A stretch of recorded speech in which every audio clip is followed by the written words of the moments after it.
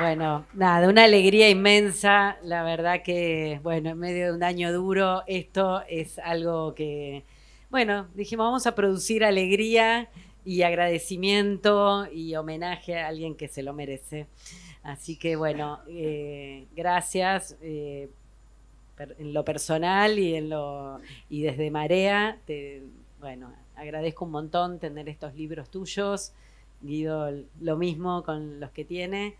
Y bueno, nada, un placer tener el honor de trabajar con vos. Así que ahora con Guido hicimos como una especie de dúo, porque escribimos un texto, porque es una ocasión muy formal. Sí, pero a Luisa siempre le gusta lo performático, ¿viste? Entonces quiere que hagamos un poco de Pimpinela o algo. No, trataremos de no pelear. En esto estamos de acuerdo. Bueno. Gracias por estar saludando, María. Gracias, Vido Indis, en persona, Pactotum, así para que sepan también con quiénes hablan. Exacto. Bueno, hoy nos reunimos para rendir homenaje a una autora cuya obra ha marcado de manera decisiva la literatura argentina y latinoamericana, Luisa Valenzuela. Su escritura lúcida, audaz, de una libertad intransigente, ha acompañado generaciones de lectores y lectoras y sigue ampliando nuestro horizonte de lectura con cada nueva edición, con cada relectura. Pero este homenaje no se limita a este acto. Desde hace años asumimos, como editores, como lectores, como parte de una comunidad cultural, un compromiso editorial sostenido en el tiempo. Un compromiso que mira hacia atrás, hacia la trayectoria ya publicada, y también hacia adelante, hacia aquello que todavía falta poner en circulación. Ese compromiso tomó forma concreta en la creación de la Biblioteca Luisa Valenzuela, un proyecto que aspira a reunir y preservar sus obras, hacerlas dialogar con nuevas generaciones y a asegurar que permanezcan vivas en el tejido literario. Bueno, como nos pasa a los editores y más en la Argentina, no sabemos aún si podremos publicar la totalidad de su producción, que es extensa, diversa, exigente, pero sí sabemos algo esencial. Con el acompañamiento de todos ustedes, con su lectura atenta, con su prescripción literaria, con su capacidad de hacer circular los libros y sostener una conversación cultural, este proyecto puede convertirse en un trabajo editorial de largo aliento. Uno que exceda a nuestras editoriales y se convierta en un gesto colectivo. No sé si hay otros editores en la sala, pero bueno, que recojan el guante. Porque editar la obra completa de una autora como Luisa Valenzuela no es una tarea menor, y mucho menos para editoriales independientes. Implica una decisión, una responsabilidad y sobre todo un esfuerzo compartido. Por eso, hoy queremos subrayar que este camino lo estamos transitando 3 editoriales pequeñas, pero firmes en su convicción: Interzona Editora, Marea Editorial y Factotum Ediciones. Nos une la certeza de que la literatura argentina no se construye solo de los grandes catálogos, sino también desde estos proyectos que nacen del compromiso, la lectura y la persistencia.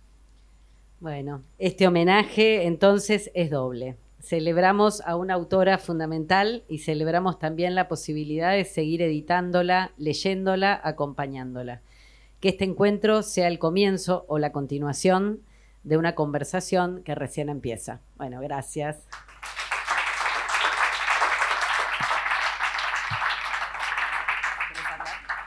Todavía no. Cuando vos micrófono quieras, cuando vos quieras. Es un poco peligroso lo que están proponiendo ustedes, pero agradezco muchísimo.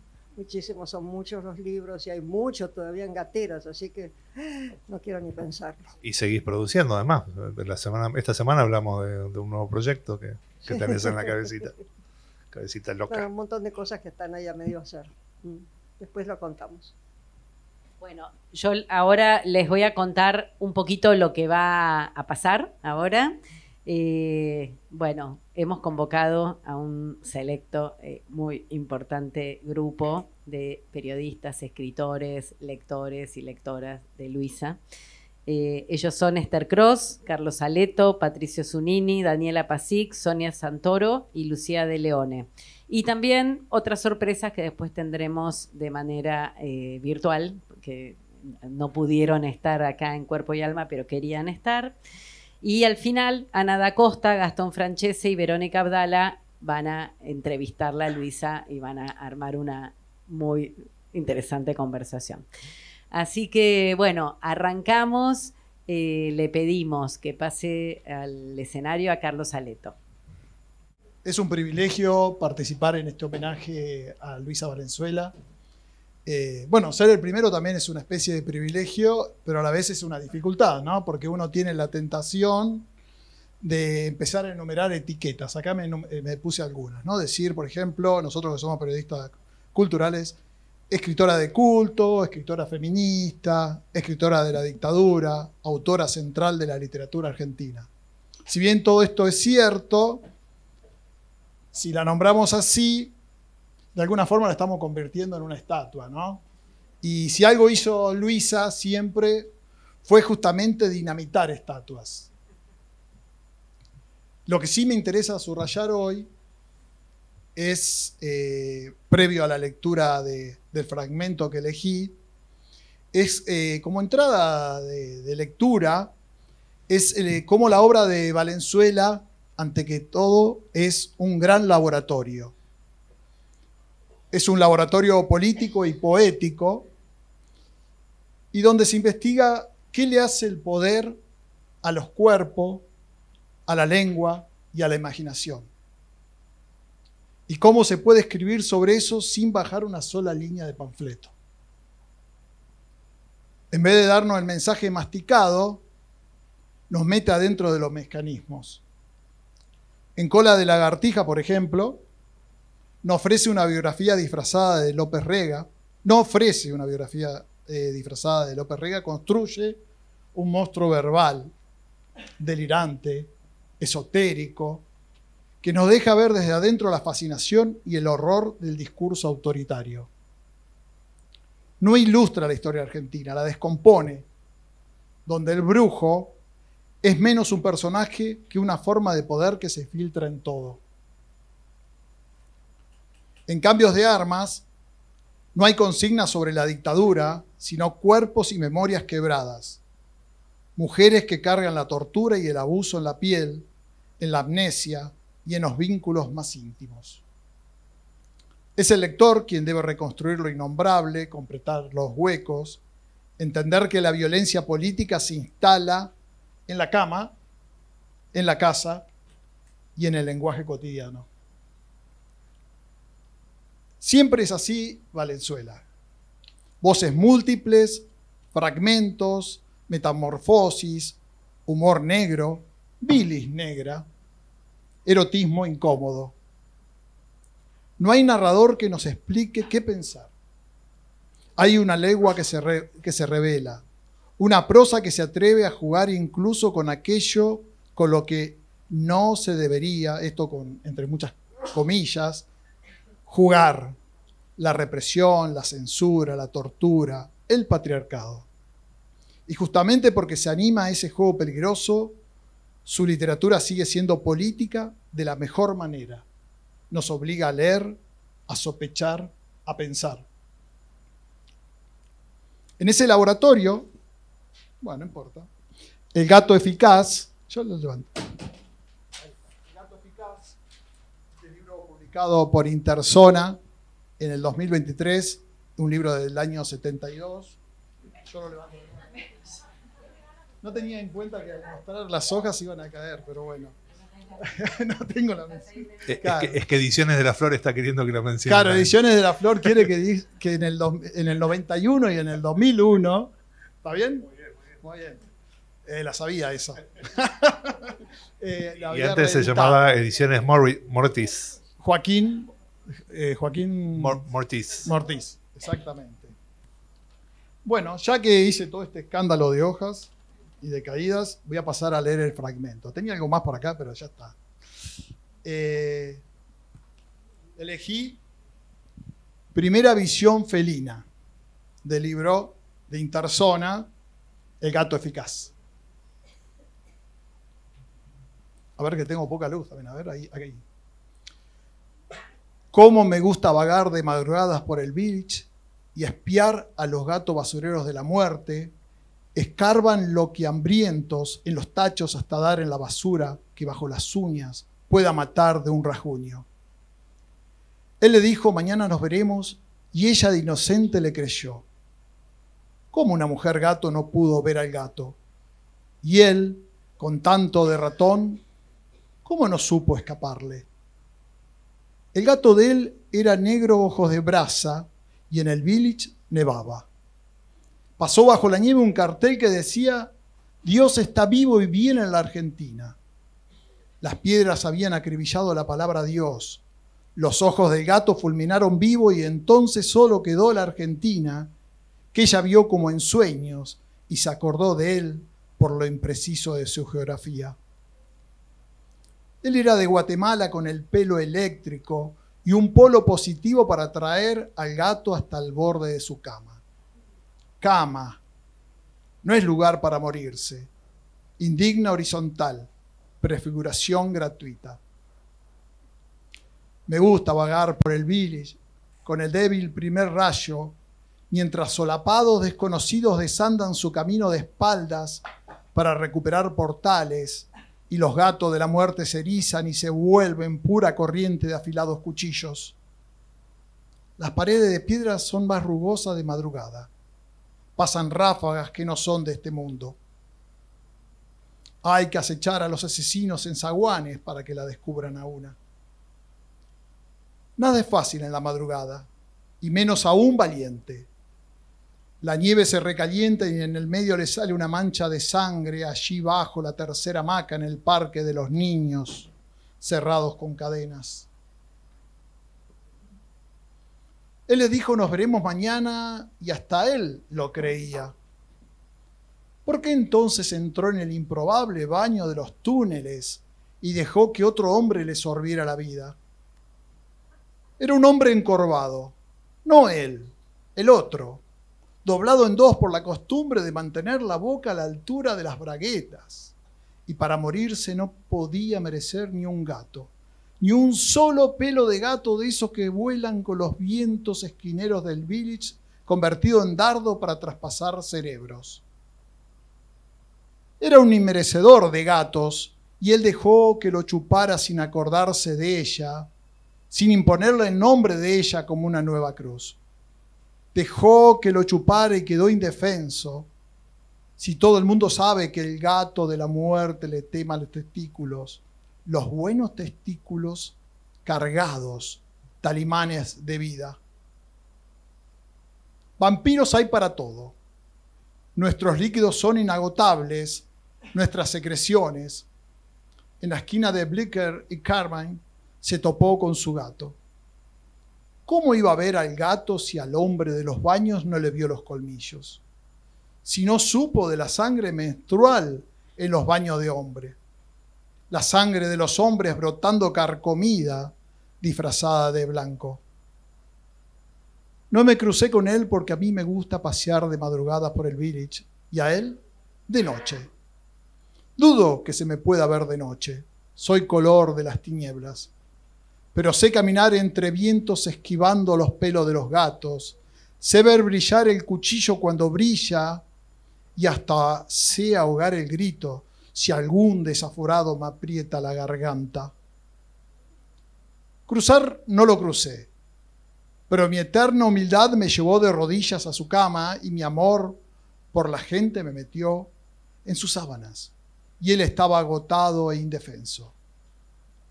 Mi lengua se topó con tabaco y supo que una lengua de hombre ya había incursionado por esas tropicales zonas tiernas. Comprendí. Entonces me eché a su lado y le conté un cuento lento, acariciante, para completar su entrega, hasta que oí el maullido y pude irme, silenciosa como había llegado, afelpada y un poco peluda, toda yo una pata de gato, almohadilla con ganas de lamerme, un poco enamorada de mí misma de tan dúctil. Y afuera ya es de día, perdí el amanecer. Me pregunto, ¿qué me obliga? yo tan bella, a ser cómplice de un gato de la muerte, un vil gato basurero. Bueno, qué fiesta, festejar a Luisa. Todo lo que pueda decir es poco. Así que seré breve y voy a leerla, que es un lujo, porque es como interpretar su voz, ¿no? Es un lujo.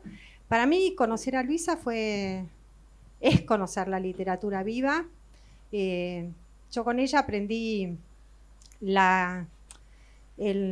tuve la suerte de conocer la irreverencia que tanto hace falta cuando escribís, ¿no? A veces da miedo, ¿no? Y tiene cierto temor.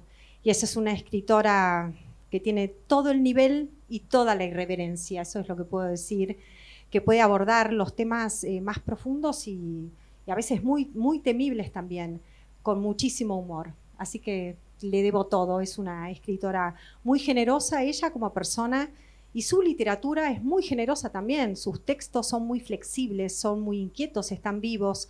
Cuando le hicimos unas jornadas de homenaje, a mí me tocó coordinar una mesa que se llamaba Luisa Valenzuela Intervenida, y yo dije, ¿cómo vamos a intervenir textos de Luisa Valenzuela, que es una escritora que se interviene mientras escribe?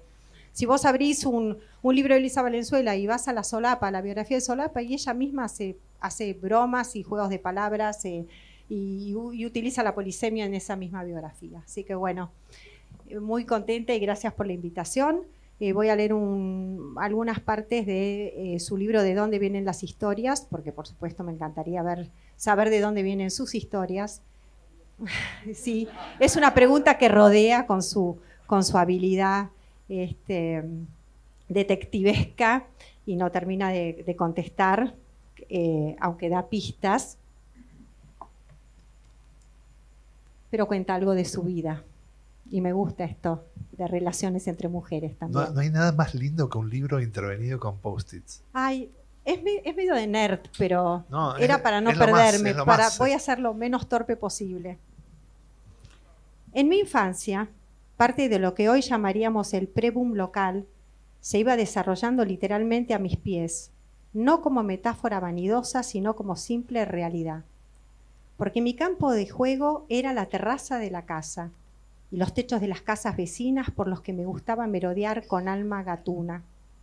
Mientras tanto, en la planta baja, era una casa pequeña de esquina, estilo colonial bastante antigua, en el salón y alrededor de la chimenea se reunía con asiduidad parte de la flor innata de la literatura. Hablo de la década del 50, cuando la gente de letras era valorada como corresponde, es decir, que resultaban altamente sospechosos y la palabra intelectual no estaba manoseada. Entonces gente de la talla de Borges, Sábato, Mallea, Nalé Roxlo, Carmen Gándara, Ana Emilia Laíte, José Luis Lanuza, los grandes exiliados españoles, Clemente Simorra, Lorenzo Varela, Arturo Cuadrado, creador de la editorial Botella al Mar, más tarde Elvira Orfé y Siria Poletti, se reunían en casa de Lisa, en el barrio de Belgrano, a dar charlas y a conspirar. Eran tiempos cuando Borges era Giorgi, y sus pares estimaban que él era un gran escritor para escritores, y nadie fuera del ambiente lo comprendería jamás. Tiempos cuando él y Ernesto Sábato debatían calurosamente sobre, y cito, el arte por el arte o el arte dirigido, y triunfaba la posición borgiana del arte por el arte, que excluía a la política, enemiga de la buena literatura, nada de mensajes en la obra literaria.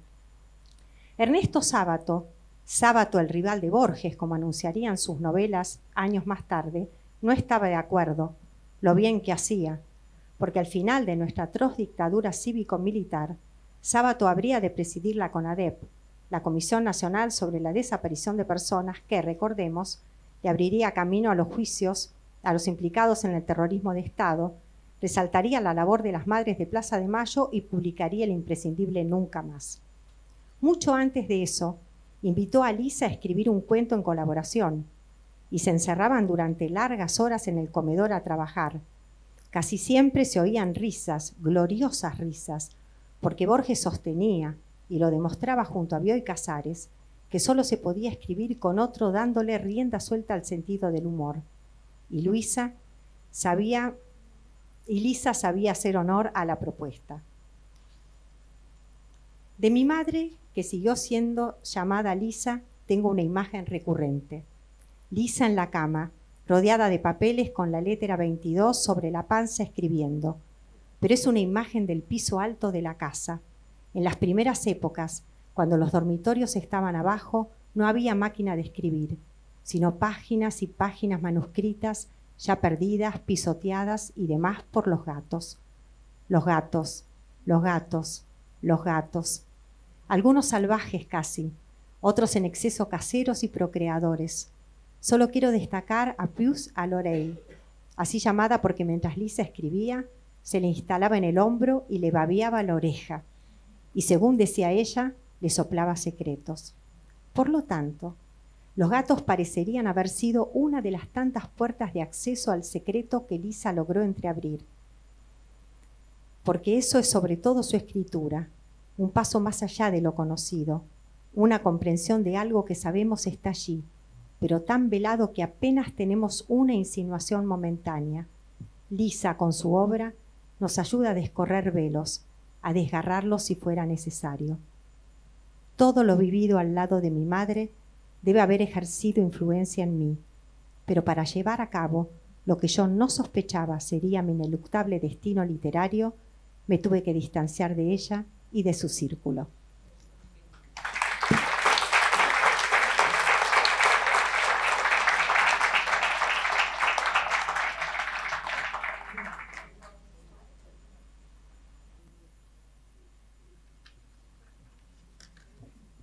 Voy a empezar con la lectura. Me tocó un libro bellísimo, se llama Los tiempos detenidos. Después les voy a contar un poco más, pero quiero que sepan que es un libro que habla sobre 2 momentos de enfermedad y por las páginas aparecen muchas personas. La biografía de un autor siempre es la biografía del escritor y de la literatura, y que aparezca, no sé, la mención a Guillermo Sacomano o a Leopoldo Brizuela, que siempre que aparece mencionado nos emociona a todos, y que siempre que lo mencionamos hablamos de la risa y la alegría que tenía, y Luisa siempre lo menciona de esa manera. Pero empiezo con justo el entretiempo, después les cuento más sobre esto.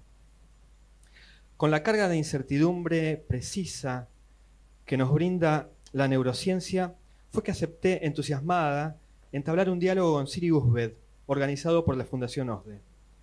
Para quedar bien con el Dios que era nuestro anfitrión y para no desatender al diablo que me urgía, propuse por título del diálogo La escritura y el cuerpo, un tema que por cierto me persigue. Es casi como el tema continuo del libro. Y me armé algunas citas y unas reflexiones, a saber: la lengua no es el caballo del pensamiento, sino su jinete, dice José Martí. Me hago preguntas sobre el misterio del escribir, pero nunca creo que voy a obtener una respuesta. Sé que voy a sorprenderme. Sé de antemano que a esta altura de mi vida soy una caja, soy múltiples cajas. Es como si abriera esta caja y dejara salir notas, ingredientes, componentes que me ocupan y que me avasallan y me perturban, dice Nélida Piñón. Y Lacan, quien alegó que la literatura tiene primacía sobre las demás artes porque opera con significantes, con el lenguaje metafórico, poético.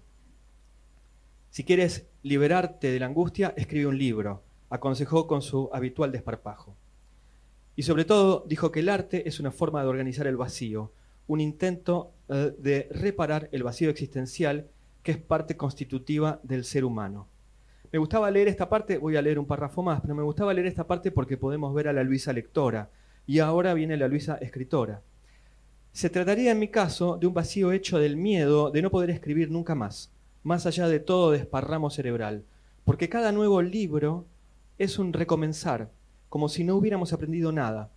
Siento que no sé escribir, tengo que aprender cada vez que empiezo un texto, una nueva novela.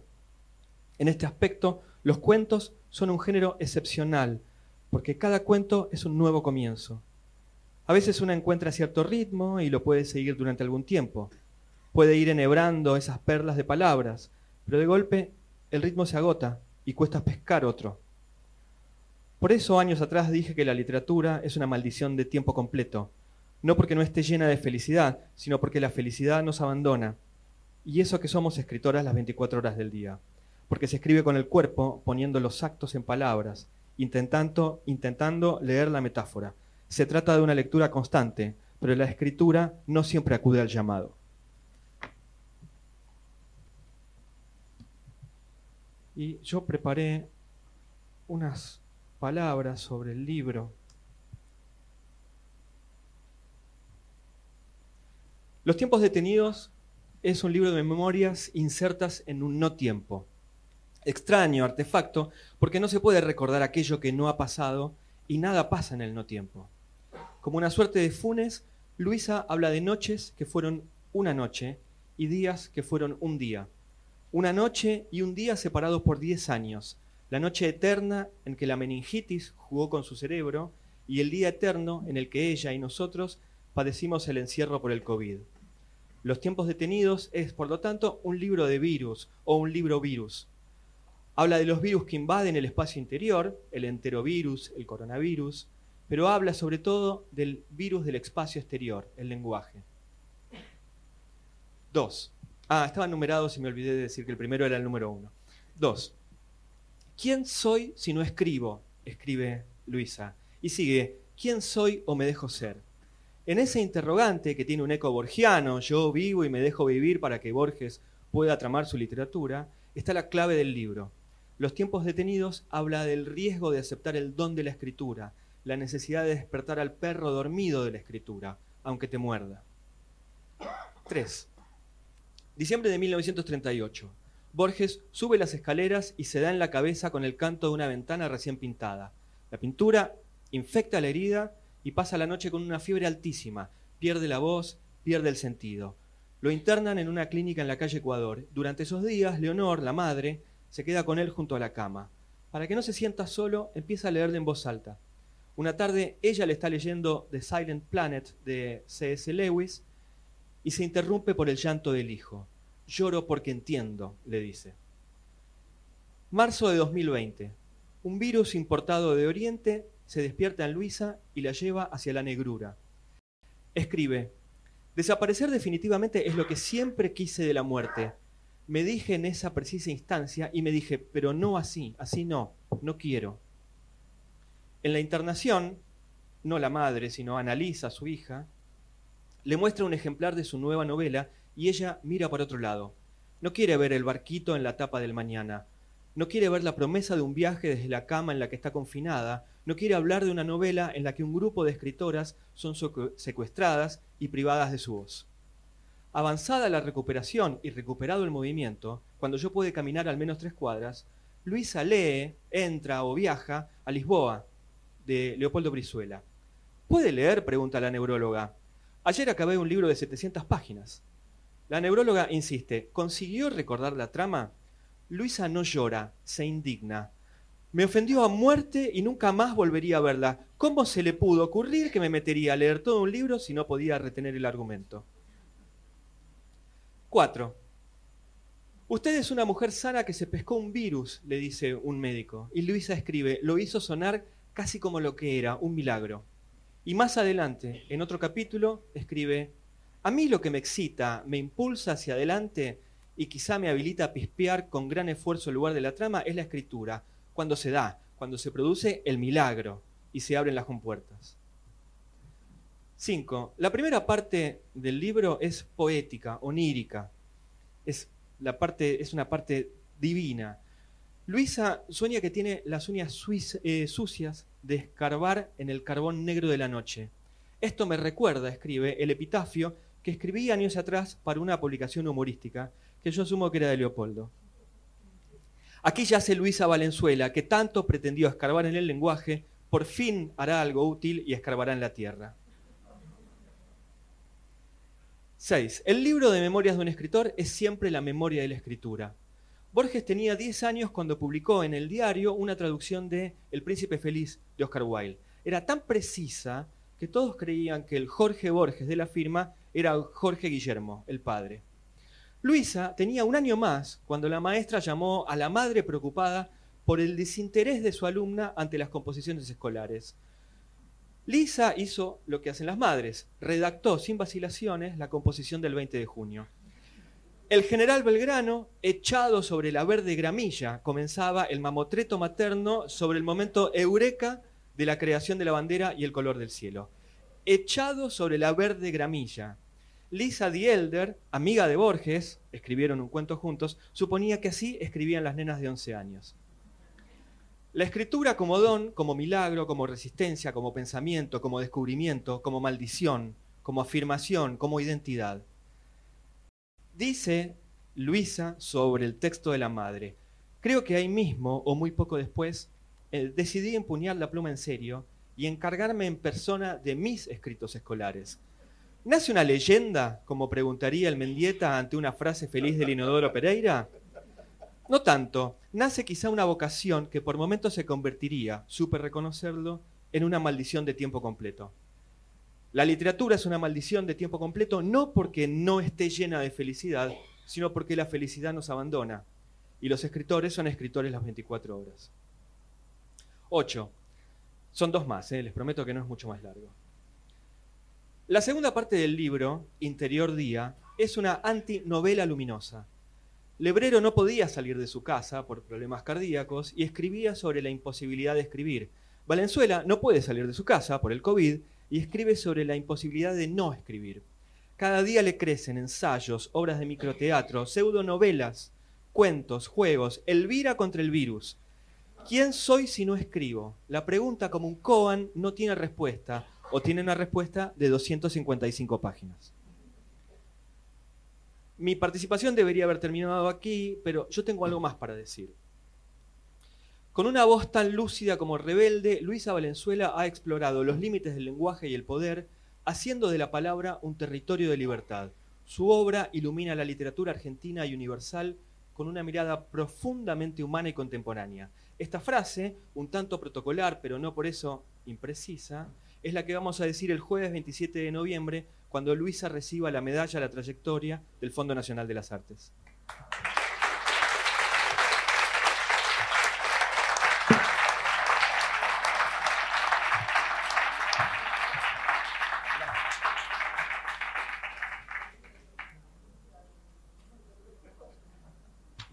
Hola. Bueno, ante todo me siento muy nerviosa y tengo un enorme síndrome de la impostorita, no solo por los compañeros de mesa y charlas, sino este encuentro y celebración desde este rol, que es el de colega de otra generación. Y de discípula, aunque vos no sepas, fuiste y sos mi maestra. Y juntando todos los mundos que yo toco en todo lo que hago, para mí, leer a Luisa desde siempre, desde joven, desde mis inicios en el periodismo y en la literatura, fue una puerta de permisos. Así que te lo agradezco. También son compañeras de colección. Sí, pará, y voy. Ah, bueno. A eso iba. De su producción variopinta, me tocó seleccionar algunas de las maravillas que están en La Mirada Horizontal, publicado por Marea. En 2021, editorial de la que soy parte, con Porno Nuestro, que es una investigación periodística o una crónica o un híbrido literario, ensayístico, que hice con Alejandra Cucar, creo que en 2015. Y todas las libertades de escritura que nos tomamos ahí y que me suelo tomar cada vez que hago caprichitos y desobediencias periodísticas, para mí aparecen gracias a mi lectura de Luisa a lo largo de la vida. Y en todos los textos, no solo los periodísticos, pero en estos textos periodísticos que son con los que me toca meterme hoy, que empiezan en 1966 y siguen hasta hoy, y están reunidos acá en una gran selección, que es un libro que además de fundamental, es muy entretenido y deslumbrante, como todos los libros de Luisa. Entonces, aprovecho para que consten actas, por si no se notó aún. Yo tengo una empatía fundante con vos, Luisa, y con lo que escribís. sobre todo con lo que escribís, que tiene que ver con esto, con cómo se filtran y se hacen híbridas, si una quiere y las deja, y yo creo que Luisa es la habilitadora de que una quiera y las deje, las fronteras de la literatura y el periodismo. Porque los géneros periodísticos son literarios y no todo el mundo aprovecha eso. Y gracias, Luisa, por ese permiso. Además, la literatura se organiza y se puede organizar desde un pensamiento, una idea periodística, y no todo el mundo aprovecha eso. Y gracias, Luisa, otra vez por eso. Hay muchas escritoras que hacemos periodismo, o al revés, o mejor dicho, todo junto. Ser periodista no puede ni debe olvidar a la escritora. Para mí, que hago ambos mundos, Luisa, incluso más que García Márquez, es mi norte en habla hispana junto con María Moreno. Clarice Lispector y Dorothy Parker son mis otras dos reinas. Pero yo las tengo a todas juntas en mi biblioteca literal y simbólicamente en el mismo estante. ¿Por qué? Porque usan todo, hasta la poesía y más que nada el juego, lo creativo, lo lúdico. Luisa se inscribe en esta lista de ídolas que abren camino, es parte importante de ese anaquel mental. Por eso fue muy difícil para mí elegir un texto y que sea apenas un fragmento de este libro espectacular. Me sentía Homero en la tienda de chocolates. Estuve tentada de leer Filói del derecho y del revés, que salió en La Nación en 1968, son dos potencias en acción hablando, es un texto espectacular. También pensé en leer Groucho Marx en la Argentina, que salió en la revista Gente en el 74, es un perfil, para mí es de culto ese texto, es un perfil de Martín Caradagian, pero le queda corto, perfil, no es perfil, lo excede, como todo lo que escribe Luisa. Salió en 1974, año en que yo nací, entonces yo voy encontrando siempre casualidades y empatías con vos. Te voy persiguiendo. Y bueno, y yo les leería el libro entero en voz alta a todos, a quien estudien. No, por eso, ya elegí, esperá. Pero le leería el libro entero en voz alta a todos, a quien estudia o ejerza periodismo, pero también a quienes gusten de la literatura, la lean, la hagan, la estudien, la investiguen, porque es muy importante. Entonces voy a compartir un pequeño fragmento salpicado del alma de los cafés, que me parece un botón de muestra de esa mirada horizontal, más bien vertical o perpendicular que tiene Luisa, en donde está todo, la información, lo creativo, la inspiración, la magia y hasta literalmente cuento. Salió el 22 de diciembre de 2006 en el diario Perfil. Ese año yo trabajaba en el diario Perfil, en el área más rasa, como peón en un tablero de ajedrez ingrato y precarizado. Pero desde la sección Sociedad yo fui logrando armarme un lugar híbrido, horizontal y vertical de mini originalidad, mirando a la reina en el tablero, y gracias también por eso. Y ahora les leo.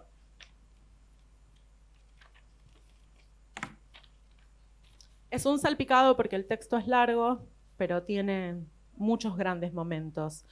Se llama El alma de los cafés. Es sabido, el café acelera el pulso. Y esos sitios casi míticos, los cafés porteños, son el pulso más palpable de nuestra ciudad. Nos sentamos a una mesa de café frente a la calle, que por supuesto es una arteria, y hete aquí que estamos, como quien dice, instalados en las muñecas urbanas. Linda palabra, hay que tener muñeca, eso sí, para saber auscultarlas. Y otra parte, que viene en un subtítulo que es Antes de los años de plomo. Imposible eludir el tema personal cuando se trata de tomarles el pulso a los lugares. Una en algún momento formó parte de eso que acá podríamos llamar la Café Society, aunque el término aluda a otra cosa. Fuimos animales de café desde los tiempos del Jockey Club y el Coto y el Florida, frente a la vieja Facultad de Letras en la calle Viamonte, hasta el Florida Garden, que Landru supo elevar al rango de lo mítico, el Flogar, es decir, el Florga.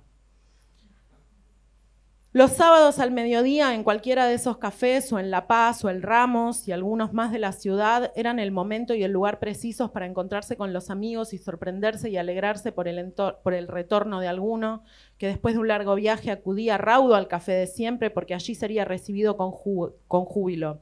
Nos ocurrió a todos. volver y encontrarnos con los otros o esperar el retorno de otros para abrazarlos y abrazarlas. Después hay otro fragmento que tiene el subtítulo Las racias o el café quieto. Sentarme a escribir fue un ejercicio de café que practiqué al principio de las racias. Empecé armando cuentos con lo que podía escuchar de refilón, frases sueltas, arbitrarias, estrambóticamente muchas, tengo un solo oído, que me permitían inventar situaciones límites. Escribía con muy mala letra, casi ininteligible, hasta para mí. No podía arriesgarme a que leyeran por encima de mi hombro. Iba a distintos cafés, siempre otro para no ser reconocida, pero también por la fascinante variedad, y escribía cuentos y cuentitos. En dichos periplos urbanos y cafetísticos hube de encontrarme con gente maravillosa. Y otro fragmento, aunque Guido me odie. Bar Villares, salón de familia, es el subtítulo, y dice: hasta aquí la sensación como de estar fuera del tiempo percibida en un café a fines de los 70 o principios de los 80.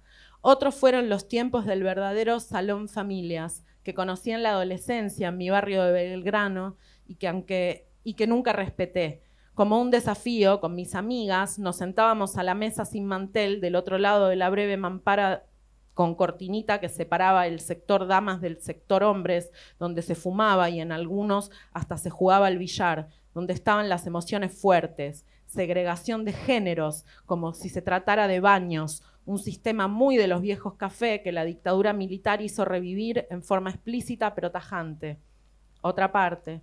Yo no militaba ni milité jamás en célula o partido alguno, pero como buena llanera solitaria me solidaricé y ayudé en todo lo que pude. Por eso mismo conocí y atendí las estrategias y supe de los peligros, y puedo hablar en plural y decir que nos sentíamos bastante al resguardo en esos cafés que, habiendo sido amigo en otros tiempos menos ominosos, aún conservaban cierta tibieza latente, casi como el recuerdo de aquellas miradas de soslayo, eróticas de baja graduación, que nos volvían a todos cómplices en un entramado reconocimiento mutuo por el solo hecho de frecuentar esa particular esquina y sentarse en esa constante mesa. Y por último, porque va llegando a la parte que más tengo ganas de leer, que es el final, un fragmento de otro fragmento que hay dentro de este gran texto, que es El británico es argentino, dice: oh, los bellos tiempos idos, parecería suspirar esta nota, aunque escribir sobre los últimos 30 años tiene una enorme ventaja, la de saber que no todo tiempo pasado fue mejor, por el contrario, 1000 veces preferible los actuales híbridos llenos de vida y alegres colores a los cafés hechos de miedo. Y al final, que viene conectado, así que voy a leer un párrafo anterior: no faltan formas de ahuyentar la nostalgia, eso sí, me temo que ya no volverá el añorado por mí tiempo de las miradas de soslayos, de los mudos erotismos de bolsillo. Ahora de bolsillo es el celular que de golpe cobra vida para sacar al parroquiano de su aislamiento casi religioso, el sustantivo así lo indica, y catapultarlo muy lejos de quienes comparten su mesa o las mesas vecinas. Los mensajes son hoy de texto y las miradas cargadas ya no tienen cabida. En los cafés porteños los hombres, es de lamentar, le van dando nuevos e inaccesibles usos a su líbido. Una sigue escribiendo, pero ya no es lo mismo. A saber, 2 puntos, título, una lágrima. A lo largo de los años, cada tanto recibo el mismo mensaje de un misterioso admirador proponiendo encontrarnos tal día, a tal hora, en tal café, a tomar un café. Me alegro y de inmediato acepto, pero él siempre cancela a último momento. A pesar de lo cual, mientras la invitación de él titila en la pantalla, yo me pregunto, ilusionada, ¿será caliente, fuerte, negro, dulce, con buena y espumante leche o cortado? Me refiero al café, naturalmente.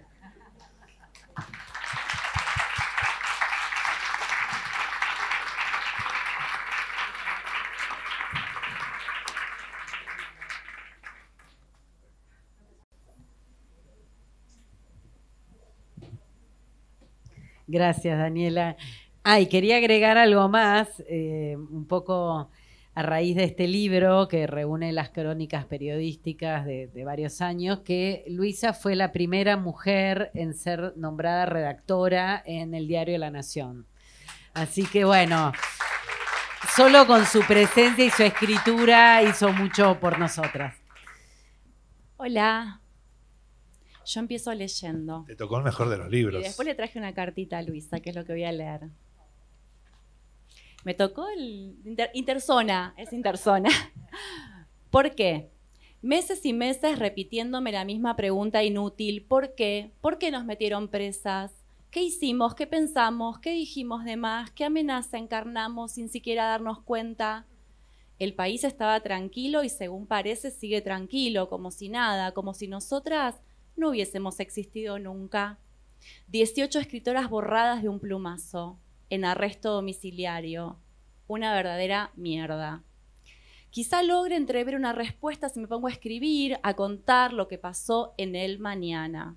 Lo que en estos meses de encierro me anduvo carcomiendo el seso en desesperado intento por contestarme la estúpida pregunta tan preñada. La sola idea de escribir me da náuseas. Por culpa de la escritura, las 18 estamos donde estamos. Pero escribir nos abre a una forma de entendimiento y las preguntas siempre fueron mi acicate. Llegó el momento de enfrentar la cosa, basta ya de tanta impotencia, de tanta frustración y furia, no me queda otra. Contarlo por escrito es lo único que puedo hacer para simular que mi vida está en mis manos, aunque a cada paso me la vayan borrando. Será una aventura después de todo. Y agrego una cosita más. Ustedes son mujeres. A las mujeres no les interesa el intelecto. No piensen más, disfruten la soledad, hagan gimnasia. Preocúpense por su apariencia. Más o menos eso nos dijeron, para sintetizar.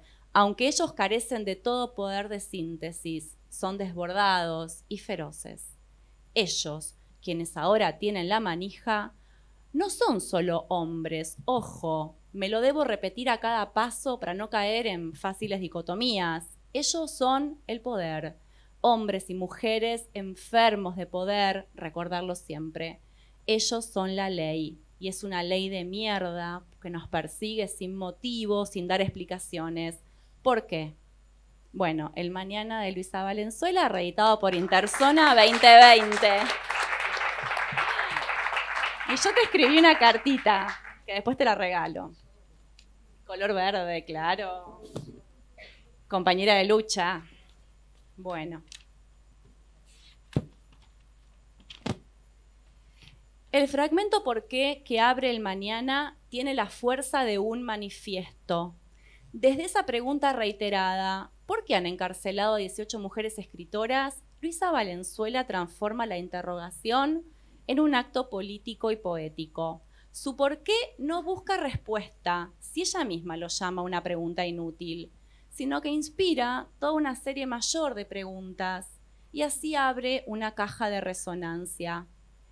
Pienso en esta genealogía de voces que heredamos quizás y que nos interpelan desde los chillidos de Alfonsina Storni, el grito triunfal del anarquismo de Salvadora Medina Honrubia, desde allí hasta los gritos emanados de la tortura y las violaciones. ¿Por qué grita esa mujer?, se preguntaba una y otra vez Susana Tenon, y hoy es himno de los feminismos. ¿Por qué era también el hilo conductor del primer periódico para mujeres de la democracia, Alfonsina, que dirigió María Moreno?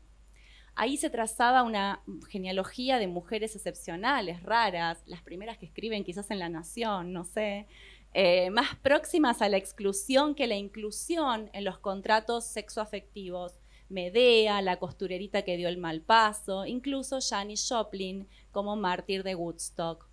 Todas esas mujeres que gritan en el silencio de las mazmorras, que preguntan en espacios concentracionarios, que plantan su queja frente a órdenes disciplinadores, me gusta pensar a mí, están todas en la obra de Luisa Valenzuela, donde la pregunta no es duda ni réplica inmediata, es afirmación de existencia, un embate para trazar un lugar de enunciación propio.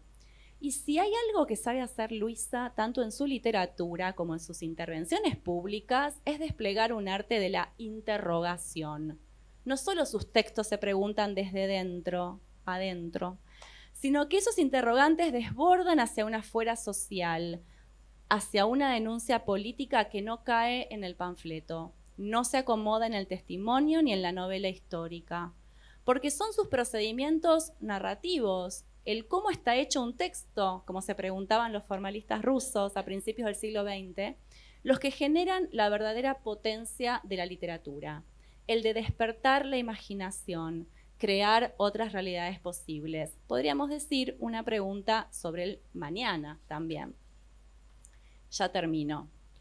No puedo dejar de evocar a otra escritora, a Sara Gallardo, y se la traigo aquí no es por capricho personal, sino porque Luisa también se valió de preguntas para entrevistarla cuando Sara atravesaba uno de sus silencios más hondos, un tiempo de retiro o de reclusión interna. Luisa sí que supo preguntar, ¿quién podría dudarlo? Supo cómo hablarle a las mujeres, incluso en los estados de borramiento, de homogeneización y de subjetivación femenina. Y además, Luisa sabe poner los mejores títulos. Yo de perros no sé nada, tituló la entrevista que le hace a la autora de Los Galgos, donde los perros son alma literaria, aunque Sara nunca pueda cuidarlos. Luisa conversa con Sara en El País del Humo, en esa tierra americana donde la historia la cuentan los vencidos, los que no tienen historia, los que no ingresaron en las épicas nacionales como hablantes, las cautivas como las de Luisa en El Mañana. Y en ese diálogo las preguntas abren pura hospitalidad, ese territorio que encontramos en tus libros, Luisa. ¿Hay mejor lugar de encuentro que en los libros? ¿Hay un lugar mejor de reunión entre Luisa y yo? Creo que no. Donde este inicio de novela traza lazos hacia atrás, hacia los costados, hacia adelante, hacia una nueva camada de preguntas, gritos y voces entre mujeres, entre escritoras, que pese a todo navegan por todas las aguas. Además de todo lo que podría decirse sobre sus decisiones estéticas, su manera de construir la trama, sus universos referenciales, o mejor dicho, describir ese misterio que ningún discurso ajeno a la letra puede descifrar, la literatura de Luisa me deja a mí un legado invaluable, haber hecho de la escritura una casa común, un hogar entre mujeres que escriben, preguntan, chillan, gritan y no parecen dispuestas a rendirse, a redimirse frente a las narrativas del poder y la opresión. Muchísimo menos están decididas a entregarse así como así a revelar el mundo. Muchas gracias, Luisa. Hola, ¿cómo están? Bueno, yo, como todos, todas quienes me antecedieron, es un honor estar acá y qué vara alta me dejaron, ¿no? Como periodista feminista me siento muy afín a Luisa. Y bueno, nada, me encanta que estemos en este encuentro celebrándola.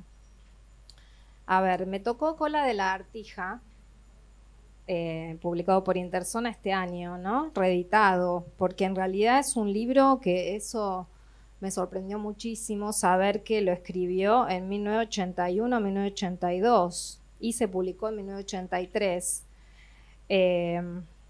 Les leo un poquito lo que escribí sobre el libro y después voy al fragmento. Voy a ser reiterativa porque varios de los adjetivos que uso ya se dijeron sobradamente acá. Cola de Lagartija es un libro desmesurado, en el que el lenguaje se despliega libre y florido, en el que las voces narrativas son múltiples y se confunden para dar a los periplos del brujo José López Rega una biografía ficcional y mitificada. Luisa escribe en esta nueva edición que es una distopía barroca, atroz, hilarante, escrita con un estilo irreproducible para ella misma. Susan Sontag dijo en su momento que es una novela maravillosamente libre. Sí lo es, cuando le da al brujo una historia plagada de imágenes exuberantes que lo tienen como amo y señor de un reino imaginario que gobierna junto a su hermana gemela, Estrella, que no es más que un tercer testículo que lo acompaña desde su nacimiento. Estrella es la hermana que en el vientre materno eligió incorporarse a él. Sabe mejor que él lo que tiene que hacer y es además su gran amor. El brujo será, por supuesto, adepto a las brujerías, las maldiciones, las matanzas. Será loco, mesiánico, dictador, sodomita. Será también mujer. Será travesti, trans. Será despótico y hará correr ríos de sangre, como lo indica una profecía antigua. Me olvidé de ponerme esto. Que origina su mito después de la forzada salida del gobierno del brujo. Será adorador de la muerta y respetará al que llama generaliz y someterá a la intrusa. Tendrá un lacayo al que golpeará con el látigo que le da nombre al libro. Mandará matar, a torturar, a tirar al río a los estropeados en los interrogatorios. El brujo será el mito del mal encarnado en una Argentina distópica ubicada en plena dictadura. La novela fue escrita, bueno, esto ya lo dije. Saber esto, ¿no? El momento de su escritura, hace que la sorpresa por su libertad sea todavía más grande. La narradora hace explícita la hazaña en las primeras páginas con una advertencia que se lee como diálogo. Acá abro comillas. Eso no puede escribirse. Se escribirá a pesar nuestro. El brujo dijo alguna vez que él hablaba con el pensamiento. Habría que intentar darle la palabra, a ver si logramos entender algo de todo este horror. Es una historia demasiado dolorosa y reciente, incomprensible, incontable. Se echará mano a todos los recursos, el humor negro, el sarcasmo, el grotesco. Se mitificará en grande como corresponde. Podría ser peligroso, peligrosísimo. Se usará la sangre. La sangre la usan ellos. Claro, le daremos un papel protagónico. Nuestra arma es la letra. Ahí cierro. Incluso en algunos fragmentos la narradora pone en duda su tarea, se cuestiona por ponerse a escribir cuando por ahí quizás a un paso nomás se están torturando, matando. Entonces hay delirio, hay mito, hay farsa en esta novela, pero también hay conciencia y un narrar que interrumpe y se enlaza a la biografía del brujo para develar las condiciones de producción de la escritura y la época terrible en la que fue escrita. Bueno, ahora me resultó muy difícil también elegir un fragmento. Quiero decir que también es una adelantada Luisa hablando de los capibaras, ¿no? Hay un pueblo que se llama Capibarí. Capibarí la Santa, depurada por el agua, encaramada sobre sagrados pilotes que haré bendecir uno por uno, y se salvarán solo los justos, los que no se asociaron al juego de aquella hoguera que intentó consumirme. Ja, ja, ja, y ja, y ja. ¿Pretender consumirme con fuego nada menos que a mí, que soy la llama viva? Por eso solo me visto de rojo, ahora, para que me reconozcan, y vendrán multitudes desde la antigua capital y tratarán de aclamarme una vez más, ahora que mi grandeza ha vuelto a la superficie y se ha hecho evidente. Y yo me daré mi viejo gusto, los aplastaré sin misericordia, y a la ciudad sagrada la verán tan solo como un espejismo. Contemplarán la ciudad espejada, infinitamente ennoblecida y bella, y morirán a su vera, del lado del dobladillo, sabiendo que jamás de los jamases la podrán alcanzar ni aun después de muertos. Porque le haré a Capibarí un anillo magnético para protegerla de fantasmas y o aparecidos. Solo podrán llegar a ella quienes yo elija y cuando yo lo decida. Me gustan los cráneos picoteados. Me gusta ver volar los sesos cuando a alguien le revientan la cabeza de un balazo. No yo. Yo nunca llevo armas. Tan solo las cargo a veces para hacer el honor al viejo dicho.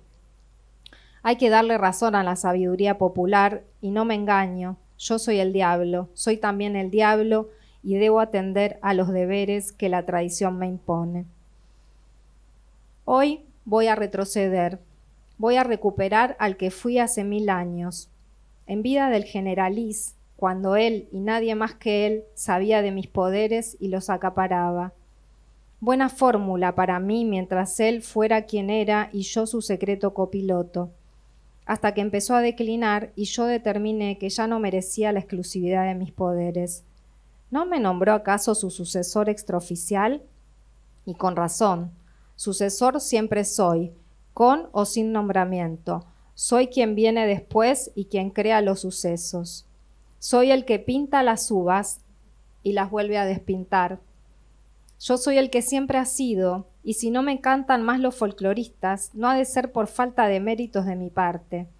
Ha de ser por miedo. Miedo sí que inspiro, y lo digo con orgullo. El miedo es el sentimiento más puro que tiene el ser humano porque le impide actuar con cordura y lo obliga a ser él mismo. Mucho más que el amor, el miedo dignifica. Dignificaba también la muerta, esa mujer, porque desparramaba miedo y además lo sentía y a su vez consolaba.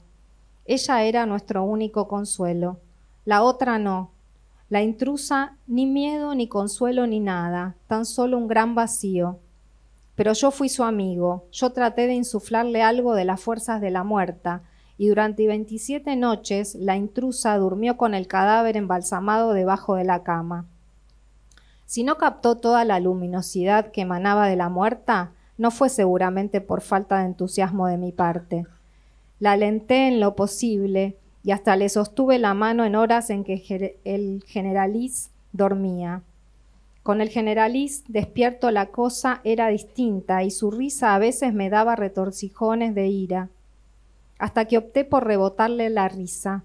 Me transformé en pantalla y cada carcajada dirigida a mí se reflejaba en mí y lo golpeaba, convertida en boomerang. Duró apenas 2 meses de pie y después cayó en cama para siempre. No hay que reírse del brujo, fueron casi sus últimas palabras. Y yo lo perdoné entonces, aunque está claro que no lo perdoné del todo.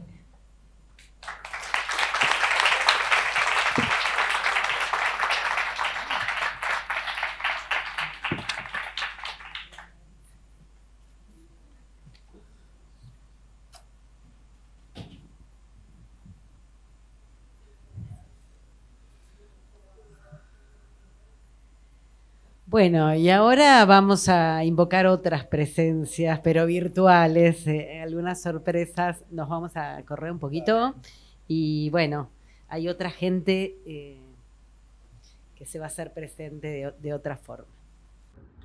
Me puse muy feliz cuando supe del homenaje a Luisa Valenzuela. Luisa Valenzuela es un referente muy poderoso para nosotras, las escritoras que leímos y continuamos esta cosa de hacer narrativa en Argentina. Hay algo en su capacidad de experimentación, en su capacidad de juego, en su audacia, en su calidad narrativa y en una audacia que no es solo literaria.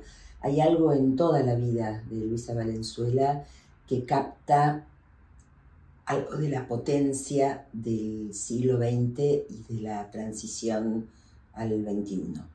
Así que abrazo enorme, Luisa, y de corazón una gran alegría este homenaje. Soy María Rosa Lojo y quiero unirme al homenaje a la gran escritora argentina Luisa Valenzuela. Es una inmensa alegría para todos sus lectores y lectoras saber que pronto van a estar a disposición de nosotros, sus seguidores, amigos, varias de sus obras. Autora de libros imborrables como Simetrías, Cambio de armas, Cola de lagartija, La máscara sarda y tantos otros, viajera de la geografía, viajera de la lengua, viajera de los géneros literarios. La obra de Luisa siempre sorprende, deslumbra, inquieta y provoca. Felicitaciones, Luisa, y por muchos libros más. Es un orgullo y una alegría para mí poder participar en este homenaje a semejante escritora, a la gran Luisa Valenzuela.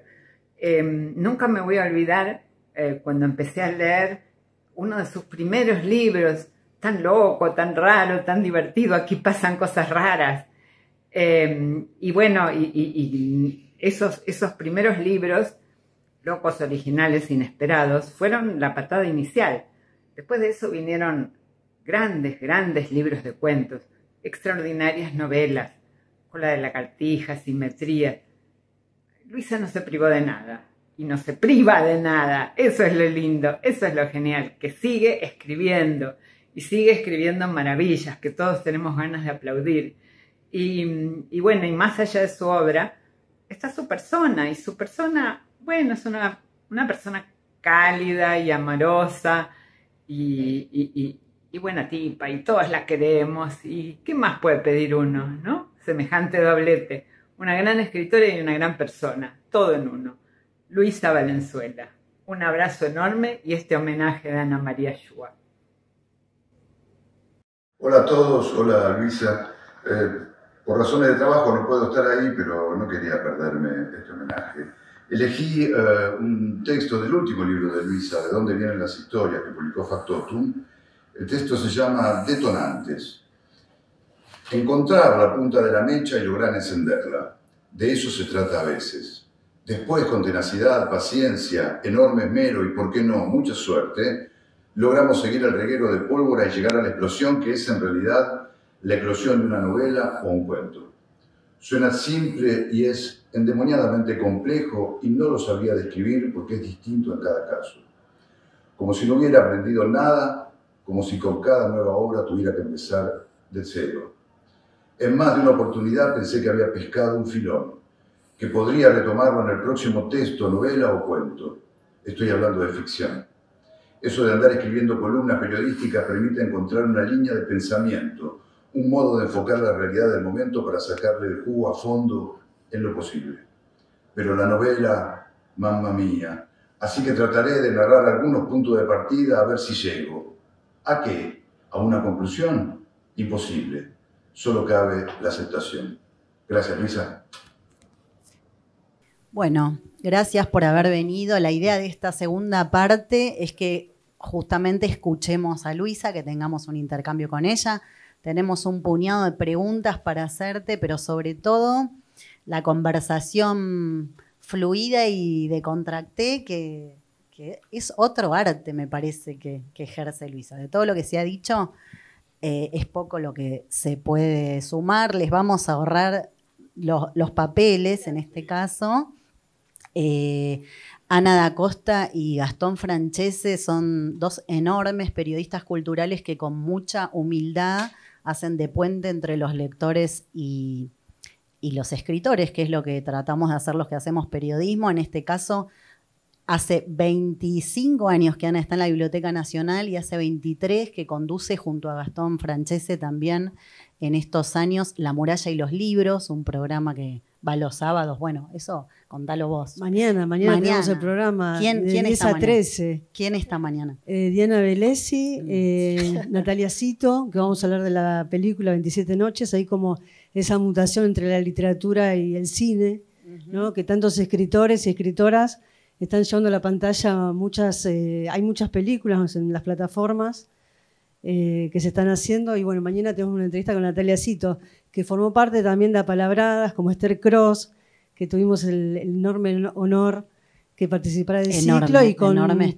Luisa, que fue la primera vez que salimos a hacer Apalabradas fuera de la Biblioteca Nacional, y lo hicimos en la casa de Luisa, pensando en ese espacio, en la casa, y en las máscaras, porque lo hicimos rodeados de máscaras. La invitamos a Luisa hoy a traer una máscara. Así que trajiste, ¿no? Para jugar un rato, para divertirnos. Esto que vos decías, ¿no? Entrar a la casa de Luisa es entrar a una especie de santuario de las culturas primitivas y del mundo, porque ella tiene, ¿cuántas tenés, Luisa? ¿Cuántas máscaras? Decenas de máscaras. Que adornan. 200 y pico, pero generalmente son de uso de grandes ceremonias, o de carnavales, o de rituales, o de teatros enmascarados, ¿no? Es decir, son máscaras de uso, no son máscaras decorativas solamente. Yo me acuerdo que cuando la fuimos a entrevistar, me quise poner una y Gastón me dijo, no te la pongas porque hay historias y no sé qué cuánto. Pero yo quiero citar una frase que Luisa lo cita mucho en su obra, que es de Oscar Wilde, que dice, dale al hombre una máscara y te dirá la verdad, ¿no? Entonces pensaba, por ejemplo, en Los tiempos de Tenido, que ella cuenta sobre el origen de su nombre, dice Luisa, que es esta guerrera ilustre, y creo que todos hablaron del humor, de la irreverencia, mencionó Esther, sobre la obra de Luisa, y esta idea de guerrera ilustre, entonces la quiero convocar a esta guerrera, que se ponga en la máscara, que cuente por qué eligió esa máscara para traer esta noche. Ahí hay un juego con la mentira y con la verdad, ¿no? A través de la máscara. De vela, exacto. Claro, además de velar, de vela, ¿no? Revela cosas. Y hago una referencia más, ¿no? En el libro sobre el final de Fiscal muere, esa gran novela, que después vamos a hablar de Masachesi, ese personaje que la tiene tan enamorada, Teldi piensa en el eterno dilema de la verdad y la mentira, y el narrador dice, escribir ficción para abordar la verdad, ¿no? Y ahí está ese juego entre la literatura y la verdad, y la mentira y la máscara. Bueno, contame por qué trajiste esa máscara y por qué la elegiste.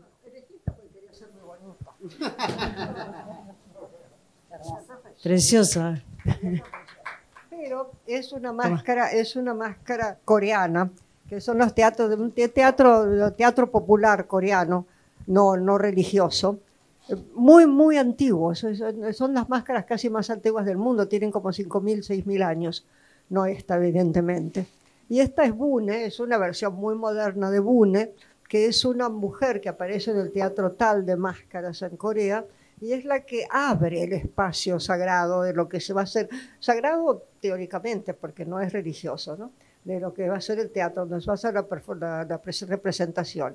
Entonces, Bune abre y es la irreverente, y es la que después o va a ser un aldeano, o va a ser una prostituta, va a ser una mujer de todos lados, pero es la que abre los espacios. O sea, primero entra en andas Bune a la zona donde se va a representar el acto, que puede ser en cualquier pueblo, puede ser en cualquier parte, ¿no? Pero Bune es la que mueve las energías, empieza moviendo las energías, por eso la elegí, porque esta es una gran movida de energías todo esto, y agradezco muchísimo esta maravillosa y emocionante presentación. No tengo palabras, ¿no?, para decir agradecer todo lo que fueron diciendo a lo largo de esta tarde. Luisa. Gracias, Verónica Abdala, porque vos presentaste a los demás, pero nadie te presentó a vos, gran escritora, gran periodista, gran promotora cultural, así, pero de una pasión increíble, maravillosa, Verónica Abdala. Muchas gracias.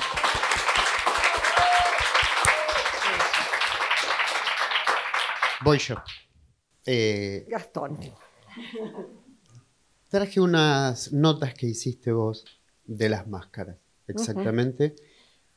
Porque la complejidad de la máscara me parece que habla un poco de vos. Puente entre mundos, vehículo que nos transporta al no tiempo, oración, intermediario para hablar con dioses, un texto en código, hay que saber leerlas. Cualquier definición resulta incompleta, decís. La máscara, al igual que el lenguaje, abarca lo múltiple. Las máscaras son dualidad hecha materia. ¿Cómo fue ese encuentro con la máscara? Siempre me preguntan cuál fue la primera máscara, cómo empezó toda esta pasión, y no sé. No sé, creo que teóricamente debe haber nacido conmigo, con el amor a lo diferente, a los mundos más inaccesibles, a los llamados primitivos, al mundo unificado. La máscara tiene esta cuestión, esta división entre lo sagrado y lo profano, es una interfaz, ¿no? Y me cuenta historias las máscaras. Entonces tengo 2 libros que yo espero que me reediten rápidamente, si aprovecho la oportunidad, Diario de Máscaras y Conversación con las Máscaras, que de hecho lo acaban de reeditar en Rosario. Pero yo tengo, ustedes han visto, muchas máscaras colgadas en mi estudio, y tengo como la gente les tiene miedo. Yo les tengo respeto, pero no miedo, no, decididamente no miedo, mucho amor y mucha pasión porque me cuentan historias. Sobre eso te cuentan historias, y retomando una frase que acaba de decir Ana, es decir, y relacionando a la máscara con la literatura, me gustaría preguntarte dónde reside la verdad de la literatura, si en lo que un relato revela, en lo que un relato oculta, o en ese cruce entre la máscara y la voz propia del Claro, autor. ¿No? ahí está en el cruce, ¿no? De la máscara, que sería la máscara, que sería el texto en sí, y la verdad, que es lo que pasa por debajo. Lo interesante de la gran literatura, en todo sentido, es aquello que se lee entre líneas, lo que te va transmitiendo, lo que uno recibe a raíz de este texto que está leyendo. Y por eso creo que hay una gran verdad en la ficción, y estamos combatiendo la enorme mentira de todas estas redes sociales y todas las cosas que se cuentan sin digerir, todos estos textos que no tienen densidad alguna, ¿no? Entonces la importancia de actos como este, por eso lo agradezco tanto en este momento tan complicado, tan especial. Agrego, Luisa, otro fenómeno que también va muy vinculado a la máscara y que tiene que ver con el carnaval, la inversión, la vida, la segunda vida del pueblo, como diría Bastín. Digo, pero el carnaval para vos también fue una pasión. Y la inversión de los roles. Y la risa. Y de hecho, los chané, los chiriguanos chané en el Paraguay, en el Chaco paraguayo, llaman al tiempo del carnaval el tiempo verdadero. Es el tiempo verdadero, es un momento que se detiene el tiempo comercial, el tiempo, qué sé yo, difícil de todos los días, y uno entra en esta especie de extraña sacralidad de un tiempo del juego y de la revelación de las cosas, ¿no?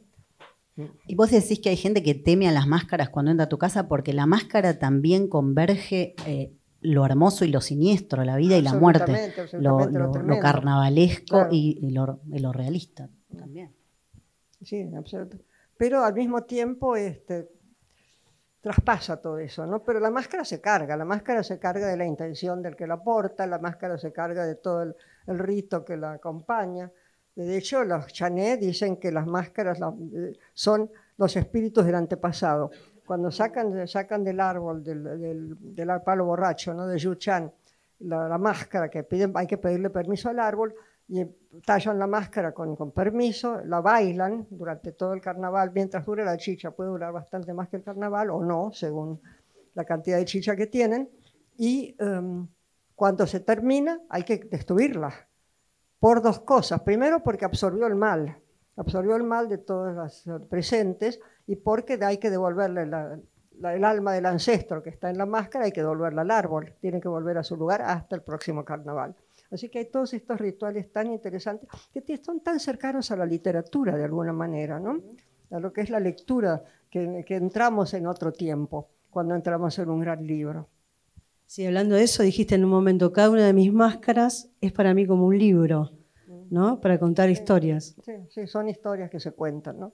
Además voy a buscar los mascareros, voy a los rituales si puedo, ¿no? Sobre todo en México, no es tan difícil. Aunque se van perdiendo mucho las máscaras tradicionales y empiezan máscaras más de Disney o de que ven en la televisión. Todo se va pervirtiendo mucho, así que defendámoslas. Me acuerdo cuando se presentó El gato eficaz, ¿te acordás? Sí. Que estuvo Fernando Noy, que fue muy divertido. Y pensando en la primera edición del año 1972, ¿no? Que se marca en algún momento como un punto de transición con tu primera novela, Hay que sonreír, que es del año 66. Y ahí inventás un espacio narrativo que uno lo puede pensar sin fronteras, ¿no? Para permitir esto que se habló en esta tarde, el juego, un juego con el lenguaje, ¿no? Y un lenguaje anárquico también. Y lo veo como un texto de ruptura, ¿no? ¿Cuál es tu lectura? Porque en esa época vos vivías en Nueva York, y era una época también de experimentaciones literarias, se habló de artefactos literarios también. En esa época estaba en el programa internacional de escritores de Iowa, así que era un lugar muy claustrofóbico, de alguna manera, lleno de escritores neuróticos. Yo no recomiendo lugares donde hay muchos escritores juntos. Es decir, en un caso como este sí, maravilloso, pero varios días seguidos es peligroso. Entonces se hablaba mucho de la muerte. Yo un día dije, ay, a mí no me interesa nada la muerte, yo soy muy joven, no pienso en la muerte. Y esa misma madrugada empieza a fluir este texto, pero empieza a salir como manantial, así esta cosa de los gatos de la muerte, la destrucción, una cosa tremenda. Así que no sé qué decirte, no sé qué contestar. No, fue un texto que también descolocó al lector, ¿no? Sí. Pero yo quiero preguntarte, ¿cuál es tu mirada de esta novela en este presente? Porque la escribiste en esa época, pero en este esa presente, ¿no? Sí. Es muy raro las miradas del presente de las novelas muy antiguas, ¿no? No sé, esta no me... Pero el Cola de Lagartija, por ejemplo, me impresiona mucho en este presente. Mismo el Mañana me impresiona en este presente. Lo tremendo, a mí me gusta mucho El Gato Eficaz, me divierte mucho, es como si lo hubiera escrito otra persona, absolutamente. Yo lo escucho y ni siquiera me da Los géneros vergüenza literarios, lo los que- géneros Eso te iba a decir, sexuales. me da Lo la escribió impresión de otro, que fue escrita. nunca volviste del todo. Pero de nunca ese- logré, de nunca ese logré. Me derrape que- encantaría tener un texto de ruptura de nuevo y no, es imposible, absolutamente imposible. Son cosas que se dan, contactos, ¿no? Que se tienen con aquello de dónde están las historias, no sé, del inconsciente colectivo, lo que fuera. Y no podemos pensar, por ejemplo, ahora estoy pensando en Fiscal Muere, ¿no? Ana va a hablar ahora de Masachesi. Y no podemos pensar también que es una máscara, que desde la ficción podemos intervenir en la Sí. realidad. Sí. Bueno, no. Sí, no. Justamente en Cola de Lagartija, en un momento dado, cuando aparezco yo como autora, porque no me borro, porque pensé en un momento, cuando empecé a escribir, dije, si yo lo escribo en tercera persona, lo voy a juzgar a este tipo y no me sirve. Entonces le di la voz. Y se la agarró tan fuerte este personaje que me superó. Entonces en un momento dado digo, bueno, voy a tomar la rienda a ver qué puedo hacer. Perdón que meto el dato duro por el periodismo. Fiscal Muere es una novela inspirada nada menos que en el caso Nisman. Fiscal Muere, claro. Pero estamos Fiscal hablando Muere, de otra- pero bueno, Sí. Bueno, y inspira la Fiscal ficción. Muere, aparece Masachesi. Bueno, yo me había ido para el otro lado. En Fiscal, ¿vos querés saber cómo aparece Masachesi? ¿Qué es lo que querés saber? A ver, decímelo. No, vos le hablaste de las máscaras. ¿Qué parte tuya es Masachesi? Claro, porque de alguna manera me parece que Masachesi viene desde la ficción a intervenir en la realidad, pero también puede ser pensado como una máscara de Luisa. No, eso sí. Y pensá que Calvino decía que él tenía que pensar qué máscara se ponía para empezar una novela, ¿no? Eso lo cito en alguna parte. Sí. Que son parte de uno, ¿te parece que son parte del propio inconsciente? Sería aterrador. No me gusta nada. Masachesi por ahí sí, porque es bondadoso. Pero el brujo, mamma mía, no quiero saber nada con esto, ni los gatos de la muerte, nada de eso. Sí, la historia es muy simple. Yo había escrito un cuento que aparece este excomisario culto, una vez rara, porque Sabe mucho de literatura. No es un excomisario normal, digamos, de los que conocemos. Y en ese momento sabía de pintura en el cuento, sabe de pintura. Y le gusta, lo lleva al nieto y descubre un crimen viendo un cuadro. Bueno, este tipo se me aparece una madrugada y me dice cómo lo pueden haber matado a Nisman directamente, de lejos, los servicios secretos norteamericanos e israelíes. Porque no les servía más. Lo estuvieron usando, le estuvieron dando datos. Cuando el tipo decide volver para hacer la denuncia demasiado rápido, la denuncia mal hecha, no va a ser una denuncia, estaban armando una denuncia bien sólida contra Cristina, y él decide volver mucho antes y a tirar esta denuncia que hacía agua por todos lados. Y hasta los jueces que estaban a favor de la idea del asesinato decían que la denuncia estaba mal. Entonces me tira toda esta respuesta, una cosa de una lucidez, de una inteligencia pasmosa para mí. Digo, ¿de dónde salió este tipo? Entonces escribo a mis amigos y digo, hoy me siento macedonio porque escribí, no sé qué hice, y escribí una novela antes del almuerzo, porque había notado todo esto. Pero después la novela me costó bastante más que antes del almuerzo, y me obliga a escribir toda la vida de este personaje, porque yo no sé escribir una novela de misterio, porque no me gusta saber el final de las cosas. Yo escribo para ver a dónde me llevan. Cuando sé el final me cuesta mucho ir para atrás. Vos, sin embargo, debes haber sido una gran lectora de policiales, porque Borges ya te regalaba los títulos de la colección de la serie El Séptimo Círculo cuando eras chica. Me los regalaba todos. Y este personaje recupera la Sí, tradición. sí, pero no aprendí nada de eso. Me encantaba, los leía mucho. No aprendí en el sentido de que una buena novela policial, pienso yo, pero creo que es así. Sabés a dónde va y tenés que ir armando toda la estructura para ir tirando claves, ir desconcertando y haciendo y diciendo para llegar a ese final. yo voy escribiendo a ver a qué final llego, cuando ya lo conozco. De hecho, Masachesi me tiró otros argumentos que no atendí. Pero ahí después dije, bueno, empecé a escribir esta novela, la escribí, y dije, pero ¿por qué me habrá parecido esta cosa de Nisman cuando yo no estaba pensando en eso? Y después me acordé de este cuento, de un cuento que había escrito antes que había quedado trunco, porque son dos escritores que juegan a ver si uno decide que es un asesinato, el otro decide que es un crimen, un suicidio, y se van intercambiando los roles y van jugando a la conspiranoia, que es este juego. Y de golpe uno de ellos lo mata porque han llegado a una conclusión muy peligrosa sobre la muerte del fiscal, de este gran destacado fiscal. Entonces, el peligro de eso. Pero el cuento no lo pude publicar, no lo pude sacar a la luz porque yo no sabía a qué conclusión habían llegado. Y aunque no lo dijera el cuento, yo lo tengo que saber. Porque uno tiene que conocer el trasfondo de aquello. No puedes mentir. En la literatura no te permite. La buena literatura no permite mentir. Así que ahí que había quedado. Cuando lo rescaté dije, esto siguió trabajando en mi inconsciente, vivo de atrás. Y me lo tiró finalmente la respuesta a ese cuento, ¿no? Hay escritores o escritoras que trazan un plan, van pensando en los personajes, ¿no? Y van delineando un poco por dónde va a ir la novela. Y hay escritoras como Luisa, que no tienen un plan preciso, no tienen un mapa, ¿no? Está guiada por esa brújula interna que ella dice que es para nada confiable. Y en ese viaje por la escritura, como ella cuenta, se le presentan los personajes. Amo este personaje de Masachesi porque me da la sensación como lectora que después Luisa siguió en diálogo con él, en esa conversación con él. Y me gusta también porque Luisa, como escritora, ¿no? Este personaje le despierta a ella ese lado detectivesco. Sí. Entonces me gustaría que cuentes esa experiencia que es maravillosa. Bueno, así empecé a escribir. En realidad, de dónde vienen las historias, empezaba con ella.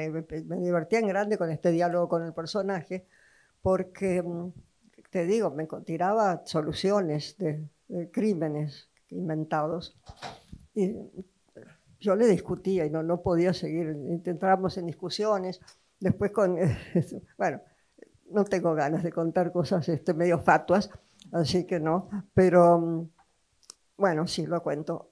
En un momento, es una discusión sobre la inteligencia artificial. Porque Guido Indige, el editor, le pregunta en un momento dado a la inteligencia artificial quiénes son los mejores escritores argentinos. Eso lo contamos en la otra presentación. Y la inteligencia artificial, que no es tan inteligente como ustedes saben, dio una lista de 10 nombres y el último era el mío. Entonces me lo manda. Y entonces Masachesi se mete y dice, bueno, la inteligencia artificial. Entonces Guido le pide a la inteligencia artificial cómo escribe Luisa Valenzuela. La inteligencia artificial le va diciendo, bueno, escríbame un cuento como Luisa Valenzuela. Le escribe un cuento mediocre, porque todavía la inteligencia artificial no era tan inteligente como hoy.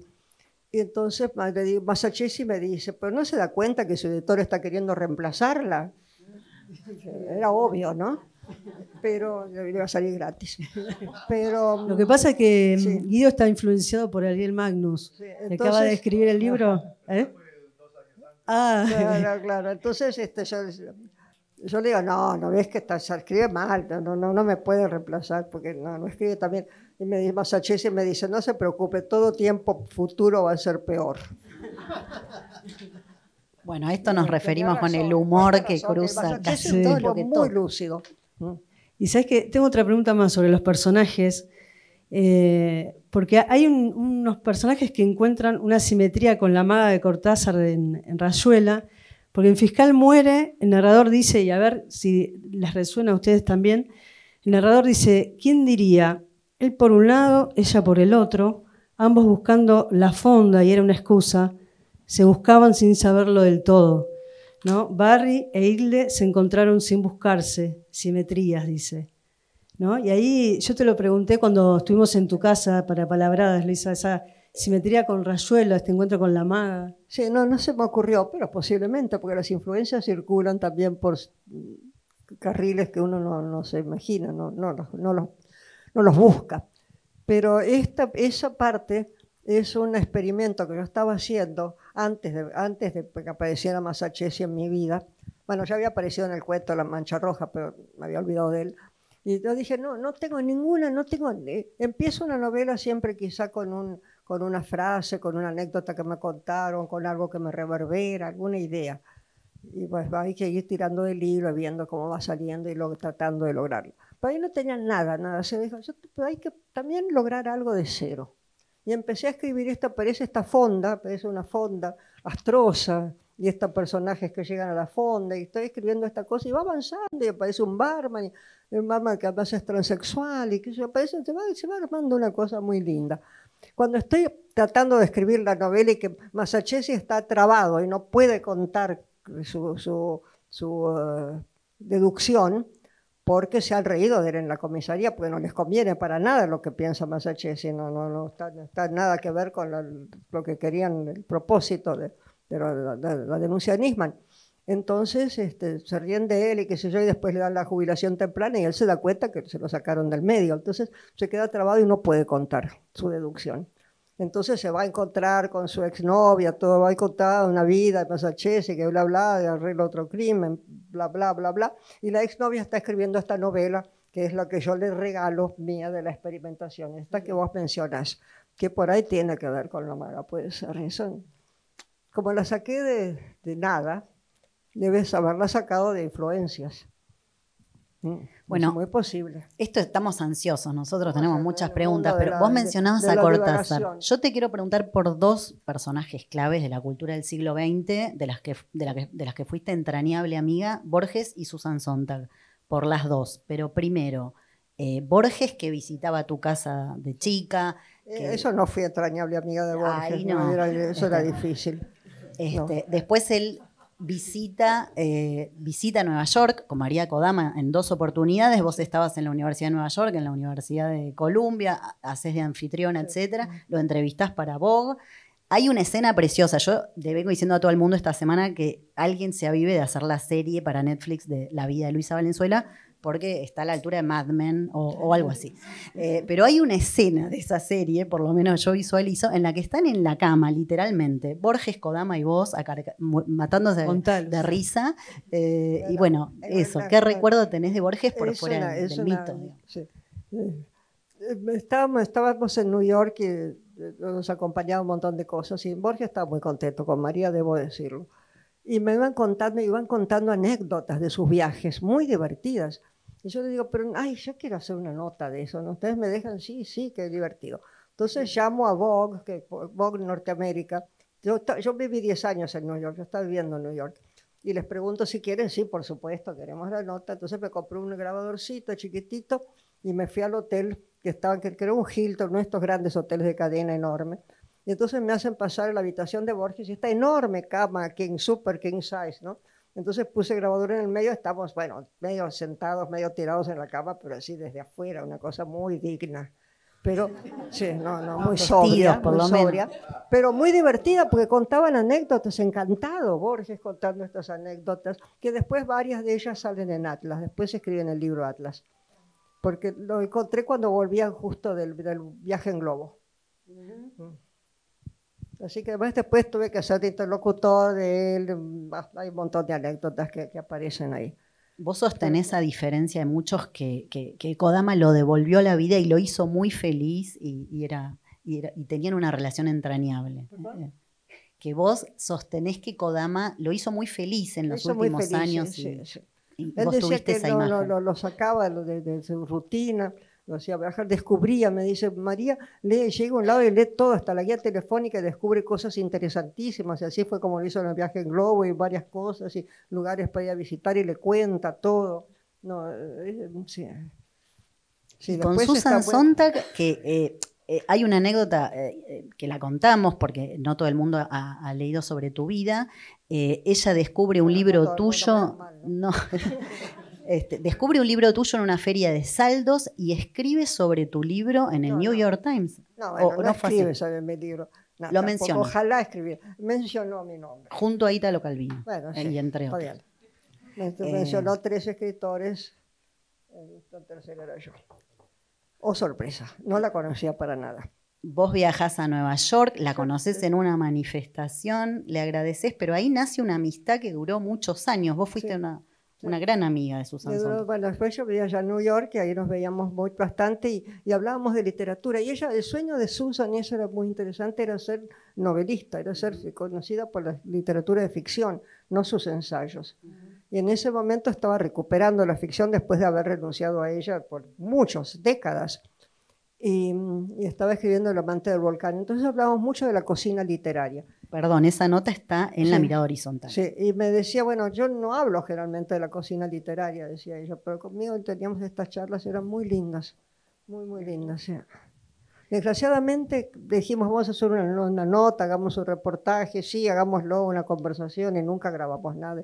Yo tengo mala memoria, no notaba, no tengo diario, me acuerdo de algunas cosas, pero no todo.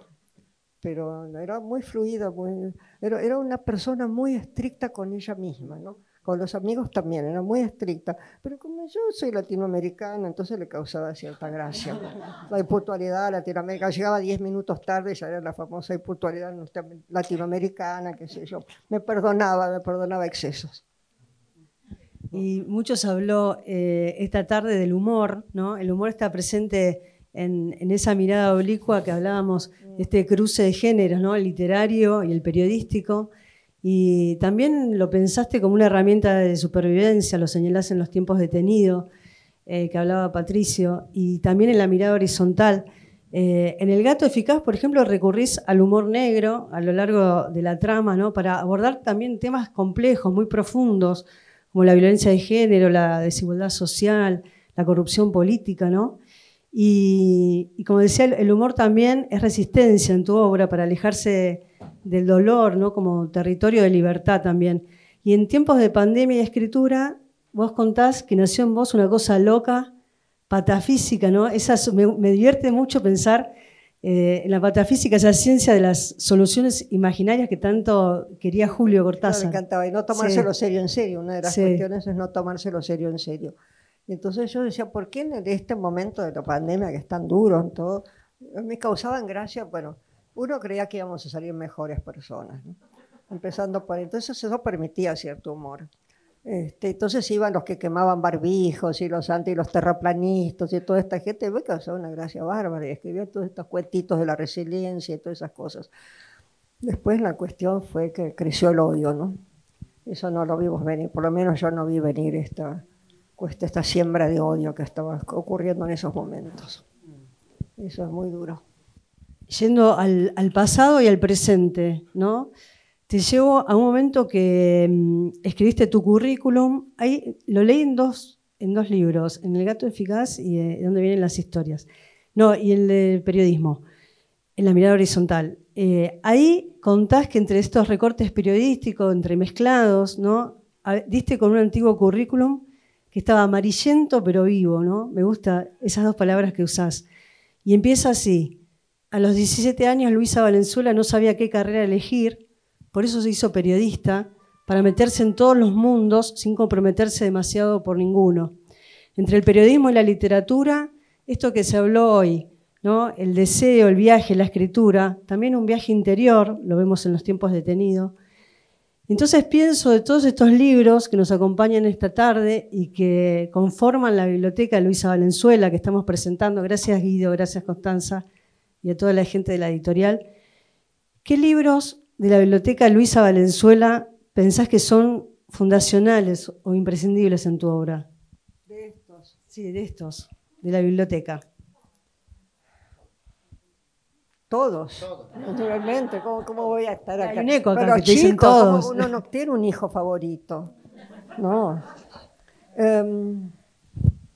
Bueno, teóricamente, el Mañana es mi ars poética, El gato eficaz es el libro de ruptura, de dónde vienen las historias, el libro qué sé yo, que cada uno tiene su propia identidad y su circunstancia, ¿no? El fiscal muere, tiene su fuerza particular, eso me gusta mucho y quedó un poco al costado. Y de hecho, es una cosa. Yo lo escribí rapidísimo este libro, porque ya estábamos ya cuando ya había llegado Alberto y toda esta cosa, y yo dije, bueno, acá ya se va a terminar esta duda de qué pasó con Nisman, se va a decretar que fue un suicidio, todos tranquilos, y acabó, y mi novela se va al demonio. Así que más vale que me apure a escribirla para... aquí que me apuré al divino botón. Pero bueno, menos mal que la saqué rápido. Pero siguen cada tanto, tiran esto de nuevo en la palestra y de nuevo esta historieta, ¿no? Cuando decís el divino botón, ¿te referís a Masachesi? ¿Qué me retransmite? Dice que si te referís a Masachesi con el divino botón. Va a volver Masachesi, queremos otro libro con Masachesi. Tiene que seguir la historia de Masachesi, ¿no? Con todo ese diálogo, esa conversación que continúa bueno, en tu casa. tengo otras novelas de misterio, me tiró Masachesi, Soluciones, muy piolas, pero... Ahora se dedica al policial, Luisa. Empezamos Claro, ahí yo entendí por qué los escritores de novelas, grandes escritores, no me comparo ni remotamente, tienen un personaje y lo siguen a lo largo, que sea Agatha Christie, Poirot, y mira, Sasturain que también, su detective nunca envejece. Claro, todos tienen su detective. Porque se despierta una parte del cerebro creativo que estaba dormida antes. En mí, por ejemplo, despertó esa zona, pero la despertó con un pedacito. Pero si no, evidentemente entran en esa zona y ya siguen con el mismo personaje. Es muy interesante eso, ¿no? No pasa en otros géneros. Creo que todos los títulos de la colección Luisa Valenzuela son imprescindibles. Es un buen final. De todas maneras, una pequeña coda, ya pensando... ¿Pequeña joda? No, sí. Ahora sí, la verdad que es joda. No, pensando en las redes sociales, tenés muchísimos seguidores en redes, bueno, están estos nuevos fenómenos, la virtualidad, la inteligencia artificial. ¿Cómo te llevas con estas tecnologías y si crees que la literatura gana, pierde o, digamos, o... Yo me llevo pésimo, pero también soy de otra generación, no hay duda, pero... no sé qué decirte, porque por un lado gané en publicidad y demás, pero después está toda esta cosa de no digerir o no digerido. Me pasan mensajes, además todo esto de la inteligencia artificial, los algoritmos que van a elegir por vos, que van a darte el mensaje, es medio aterrador. Es decir, ¿qué pasa? ¿Qué pasa con todas estas mentes que no analizan? Que te dicen la cosa sin analizar, sin leer. La literatura, la lectura de un buen libro hace que penetres en otras cosas, reflexiones, te crea empatía. En las redes sociales, te tiran cosas, no hay manera, si lo aceptás, no lo aceptás. A mí me pone muy incómoda, pero soy otra generación también, ¿no? Muy otra generación. Bueno, vos planteás en la mirada horizontal. Ya, digamos, la letra 22, claro. Ya era una novedad para mí. La mirada horizontal que hace referencia a la mirada, digamos, del periodista y la mirada vertical, que es la mirada que profundiza, la mirada de la literatura, la mirada de la virtualidad o de la inteligencia artificial sería otra cosa, nada que ver. Estrábica, me encantó. Sí, la mirada estrábica. Empezamos con una máscara y ¿qué les parece si terminamos con otras máscaras? Invitamos a que suban. Invitamos a todos a que suban a hacerse una foto con Luisa y con sus máscaras. Y que las revolvemos por el aire. Sería un final muy Valenzuela. Sí, ¿no? De ruptura, ¿o no? Gracias, Luisa. Gracias.